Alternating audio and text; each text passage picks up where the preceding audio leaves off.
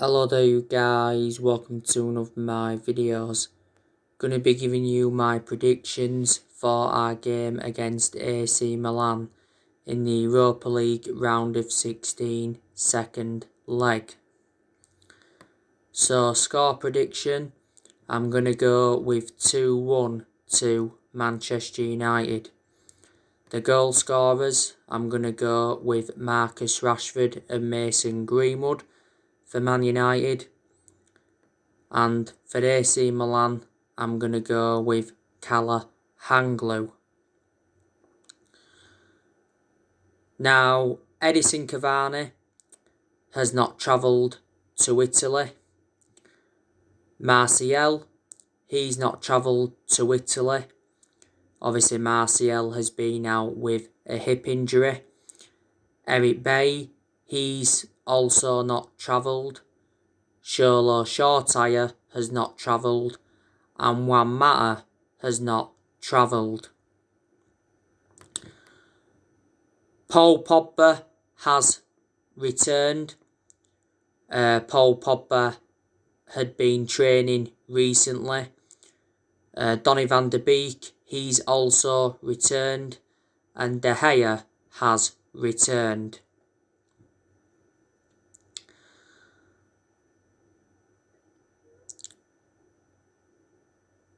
Now, we drew 1-1 with AC Milan in the first leg at Old Trafford. It was a very average performance by Manchester United. For large periods of the first leg, AC Milan dominated. They had good chances. They had 2 disallowed goals in the game. One from an offside from Raphael and the other one from a handball by Kessie. We had some chances in the first leg. Obviously, Harry Maguire, he missed an absolute sitter. He hit the post from a yard out. It's probably the worst miss I've seen in football history. Daniel James had a good chance, squandered it, put it wide, and Martial had a good chance, produced a good save from Donnarumma. The only real positive from Man United perspective in the first leg was Amad Diallo Traore coming off the bench and scoring his first goal for Manchester United. It was a good header and it was a good through ball from Bruno Fernandes. Amad Diallo Traore looks a good asset for the first team. We got him in a deal worth £37 million. But we should have won the first leg. Obviously, AC Milan equalised in injury time, but Dean Henderson should have kept it out because he did get a hand to it. So going into the second leg at the San Siro, AC Milan have got the upper hand because they have got that vital away goal. But it will be interesting to see how Ole Gunnar Solskjaer approaches this game. We did have injuries in the first leg. Obviously, some of them injured players are now back. AC Milan have also had injuries. Obviously, some of their injured players from the first leg are now back. Obviously, Calhanoglu was out injured in the first leg. He's back now. Theo Hernandez was injured in the first leg. He's now back. Rebic is also back.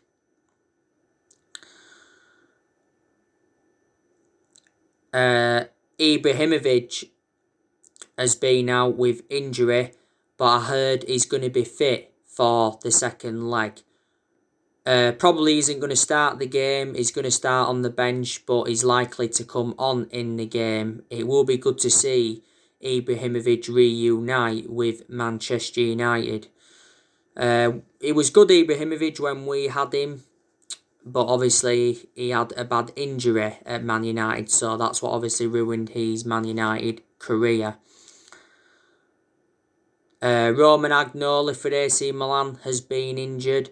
Melindia has been injured. Mandzukic has been injured. Ben Asa, who's one of AC Milan's key players, he's been injured.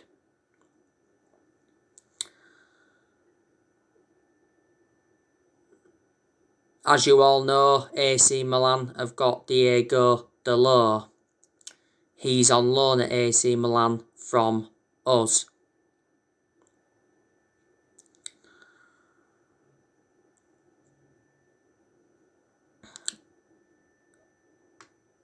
Now, AC Milan recently lost 1-0 to Napoli. They are second in the Serie A. When we played AC Milan in the first leg, it was the first time we played AC Milan in 11 years. We've now played AC Milan on 11 occasions. There's been 5 wins apiece, and there's been 1 draw.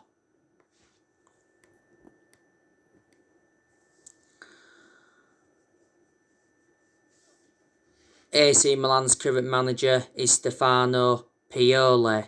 He's been AC Milan manager since October 2019. But AC Milan are a very good side. You know, they have won the Champions League 7 times. We're coming into this game on the back of a 1-0 win against West Ham. Wasn't the best of games against West Ham. Obviously, the goal came from an own goal from Craig Dawson. Mason Greenwood had 2 good chances in the game against West Ham. Hit the woodwork both times. Marcus Rashford also had a good chance. Couldn't connect his head with it, but it was a good cross from Mason Greenwood. Bruno Fernandes had a good chance in the game, produced a good save from Fabianski. But reflecting on that win against West Ham, I think that now assures us a top 4 finish, and it's back-to-back wins in the Premier League for Man United. But yeah, this is a massive game tomorrow. The Europa League is a priority for Manchester United because it is a chance for us getting some silverware on the board. We got to the Europa League semi-finals last season. We lost 2-1 to Sevilla. And we won the Europa League back in 2017 under the Jose Mourinho, where we beat Ajax in the final 2-0. I'm expecting Solskjaer to make some changes tomorrow from the 1-0 win against West Ham. We've also got a big game at the weekend against Leicester in the FA Cup quarter-final.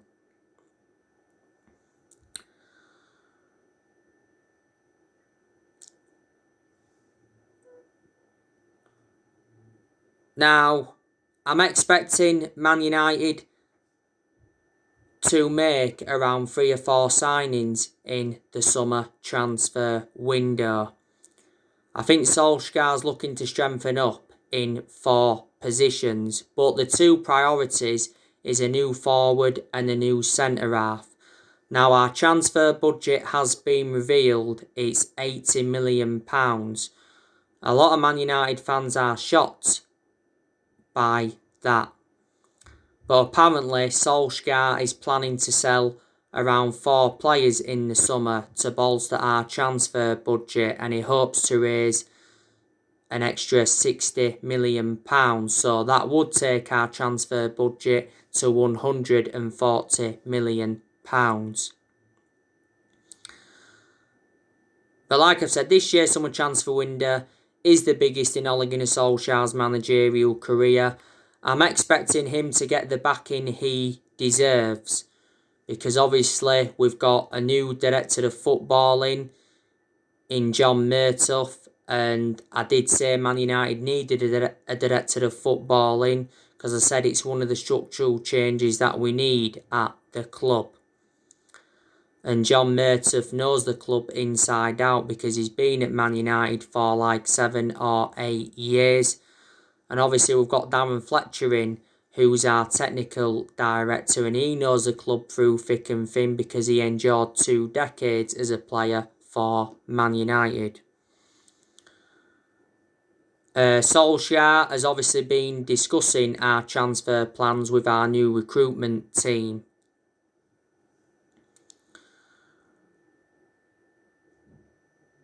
because it did say we were set for transfer summer this week.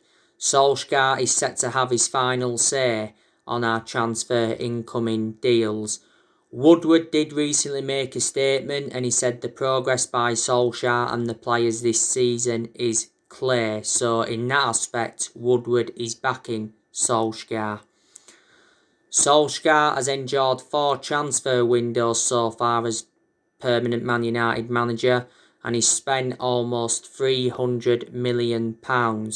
He has made some good signings as Ollie, but hasn't got all the players that he wanted to recommend in as yet. Hopefully that will all change in this year's summer transfer window. And Woodward has come out several times to show his support for Ollie, and even enjoying them bad periods, Woodward assured that Ole Gunnar Solskjaer's job is safe because our board have got a soft stance on Ole, with him being a club legend.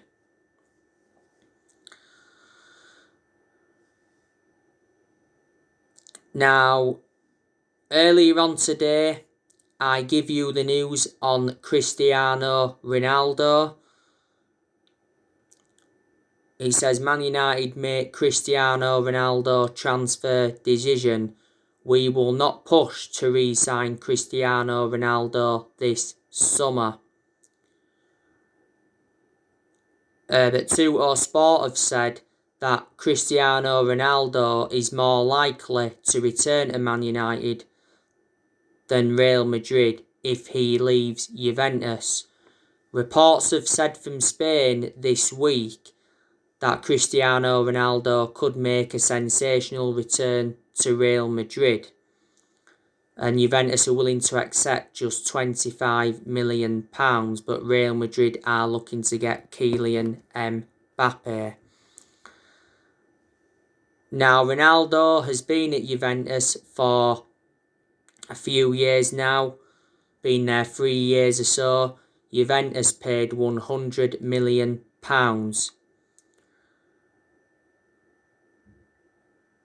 Cristiano Ronaldo's got a contract with Juventus until 2022.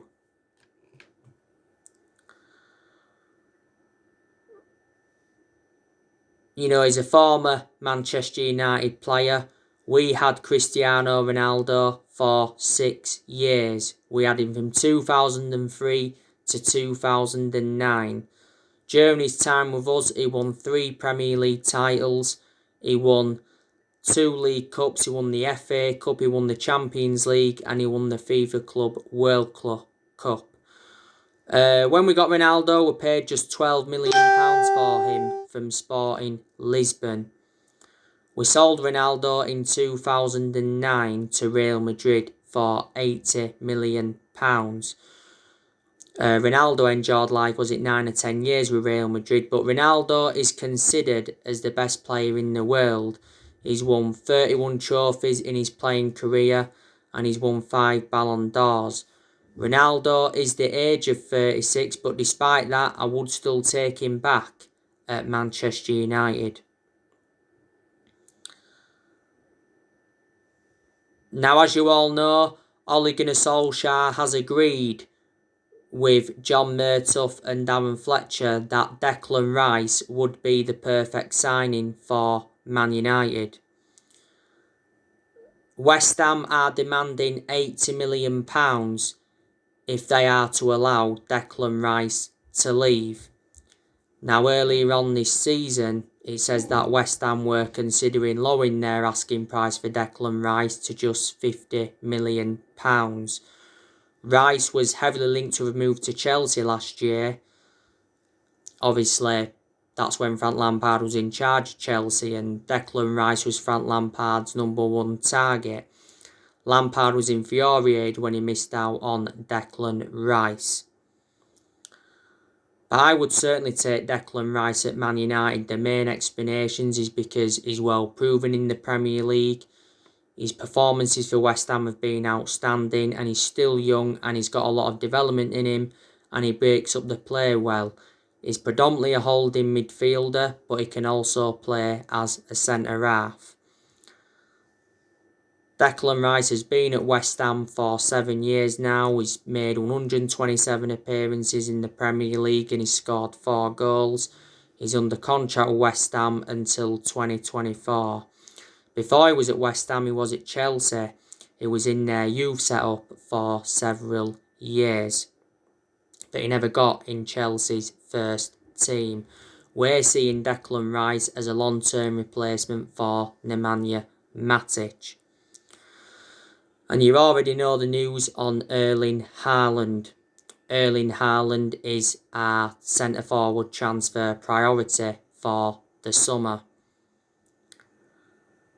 Erling Haaland is demanding wages of £350,000 a week from his next club. Borussia Dortmund recently gave us an update on his future. Borussia Dortmund's sporting director Michael Zorg said that Dortmund are prioritising finishing in the top 4 in order to keep Erling Haaland. Earlier on this season, Solskjaer said he was following Erling Haaland's progress and he said he's keeping in touch with Erling Haaland. Ole Gunnar Solskjaer knows the player well because Solskjaer was the one that gave Erling Haaland his debut at just the age of 16 at Molde, and back in December 2019, Solskjaer and Woodward went to Norway to meet up with Erling Haaland to negotiate a possible move to Man United.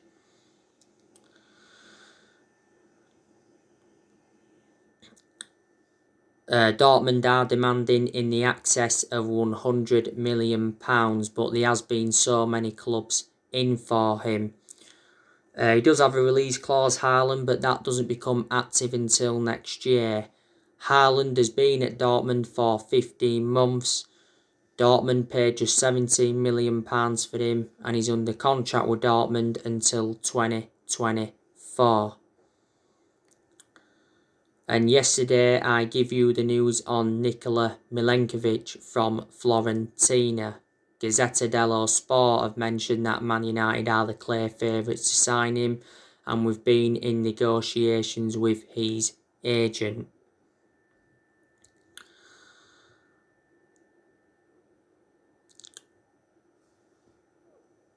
Now, as you all know, Ole Gunnar Solskjaer has agreed to sign a new contract worth £9 million a year, so we have given him a pay rise. Sources at Old Trafford recently said that talks are set to begin any day on a new deal, because later on this month Solskjaer enters the final year of his 3-year contract. Now, earlier on this season, it said that Solskjaer's future was in doubt because he admitted that nobody had spoke to him over a new contract. And it said we'd actually wait until the end of the season to begin contract talks with Solskjaer.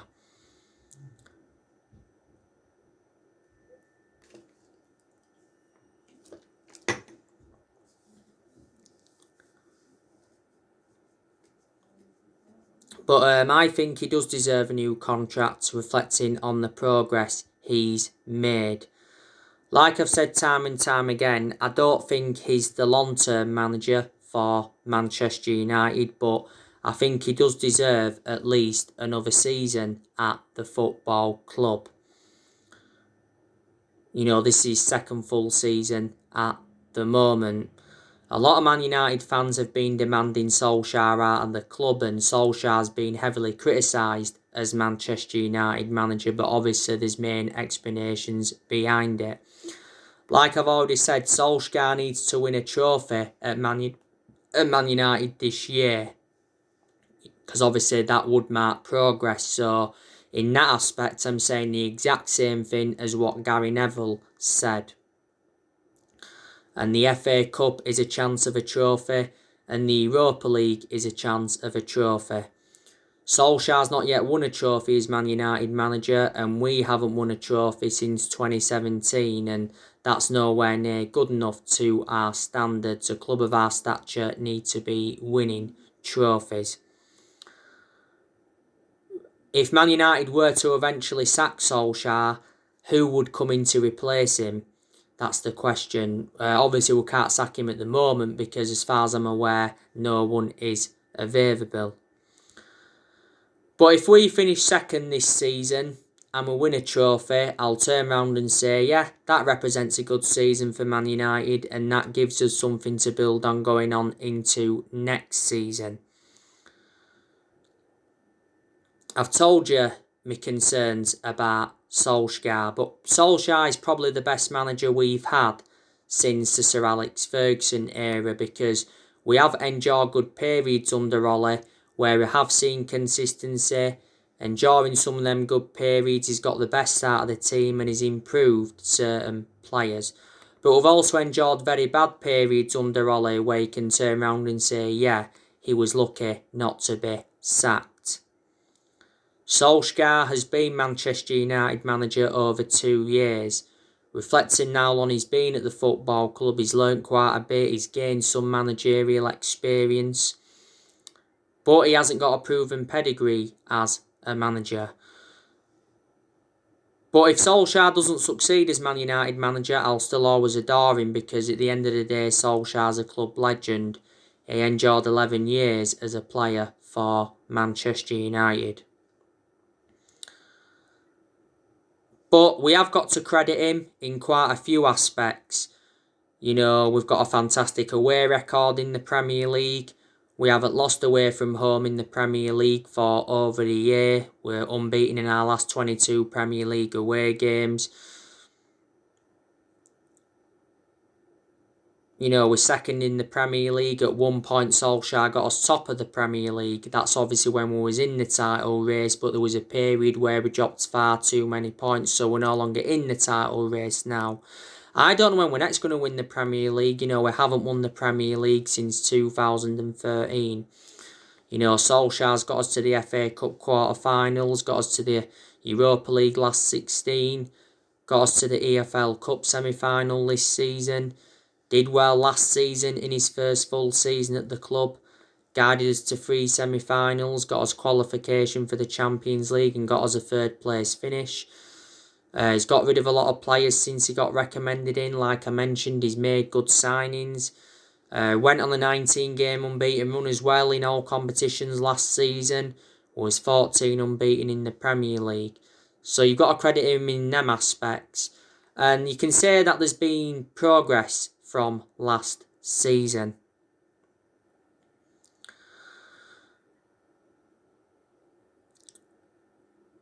Obviously, we are going to sell players in the summer transfer window. So in that aspect, we'll generate money and it will help us with our rebuilding process. You know, I think there's a good chance that Juan Mata will leave the football club in the summer. Because Juan Mata doesn't get in our team now.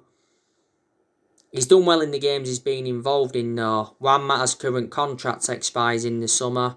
There's also an option to trigger his contract for a further year. Earlier on this season, Mata rejected an 18 million a year contract offer to play in Saudi Arabia. We got Juan Mata in a deal worth £40 million from Chelsea back in 2014. Juan Mata has been at the club over 6 years. But Solskjaer said earlier on this season he wasn't surprised that Juan Mata was linked to a move away from the club. Edinson Cavani, I think there's a good chance he'll leave in the summer. The last time I read up regarding Cavani, Cavani's father come out and said that Cavani's unhappy at the club. And he said he's not comfortable in England and he wants to leave. Now, Solskjaer did say recently that Cavani's closer to Boca Juniors than staying at Man United.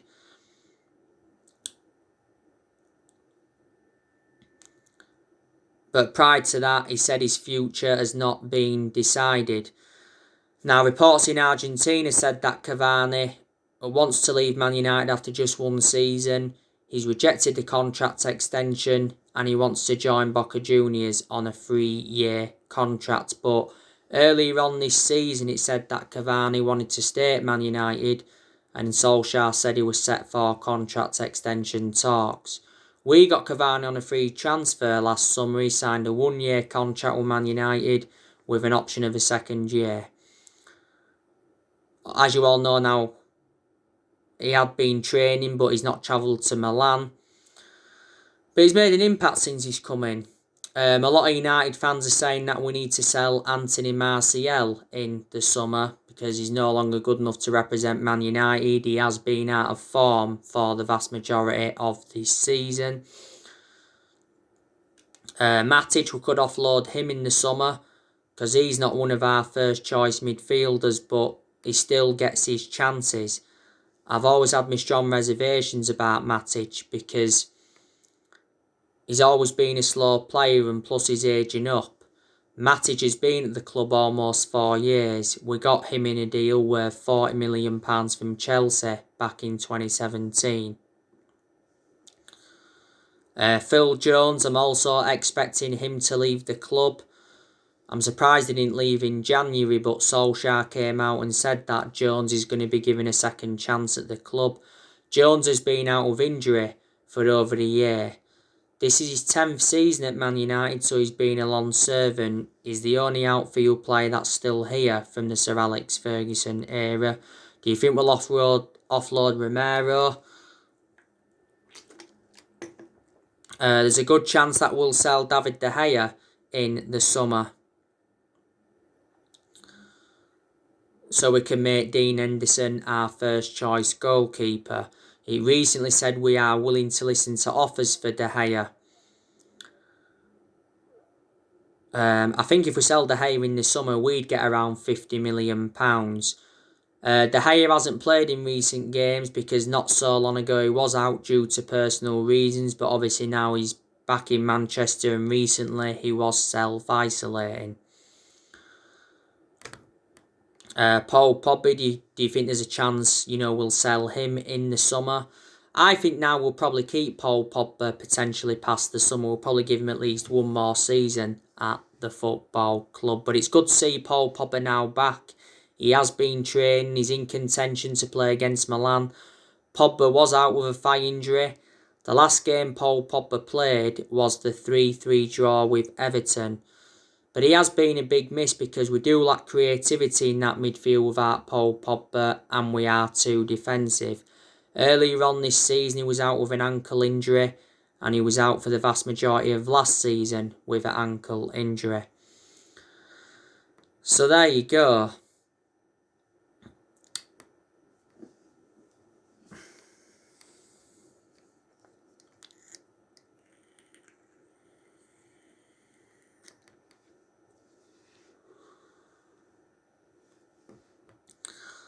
But Ole Gunnar Solskjaer, he is our 4th permanent manager since Ferguson. We've sacked 3 managers since Ferguson. That was David Moyes. We sacked him after 10 months. He's the worst manager we've ever had.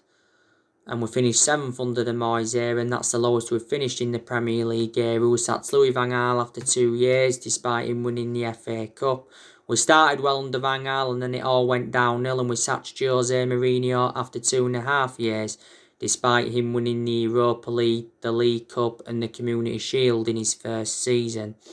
I've already given you the reasons it didn't work out under Mourinho, so we haven't only had different managers with different philosophies. We've overpaid for players in recent years. In that aspect, the blame stems from the board. We've spent over £1 billion since Ferguson retired. We've brought around 37 players in since Ferguson retired. So mistakes have been made in the last 8 years, and that's one of the main explanations why we haven't been as consistent as we'd like to have been.